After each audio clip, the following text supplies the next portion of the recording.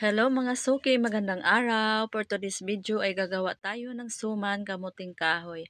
Ganito po yung suman dito sa Marikina mga suki.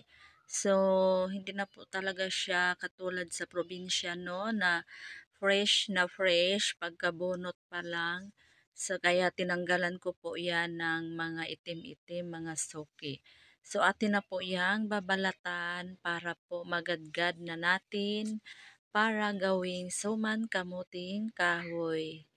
So, itong suman kamuting kahoy recipe ko mga suki ay galing pa po ito sa lola ko. O sa lola ko pa yan na recipe. So, very authentic. Ay, authentic daw. Bitaw mga suki, gustong-gusto ko kasi yung suman ng aking lola.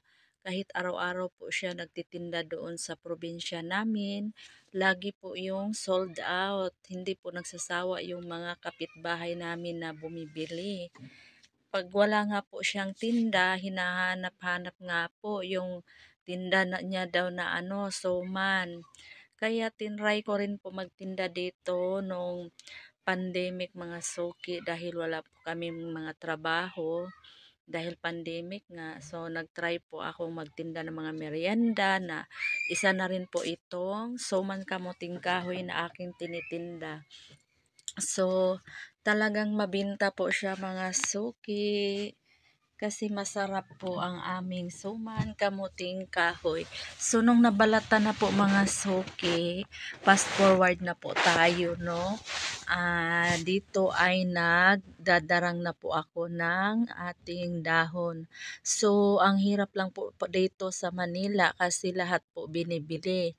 Tapos, instead na yung panghalob nato sa dahon dito sa probinsya kay halubon na nato dito sa kalibunan nya diri sa Manila sus gas gyud ang gamiton, shilling gyud ang gamiton, no? Mao nang ay na lang jud mo katingala kung ang ato ang suman kamuting kahoy tag 10 pesos ang isa, no mga suki, dahil napakagastos po gumawa dito ng suman kamuting kahoy, lahat po binibili mga suki. So pagkatapos po niyan, pagkatapos po nating idarang lahat yang mga dahon mga suki, ay pupunasan naman po natin yan.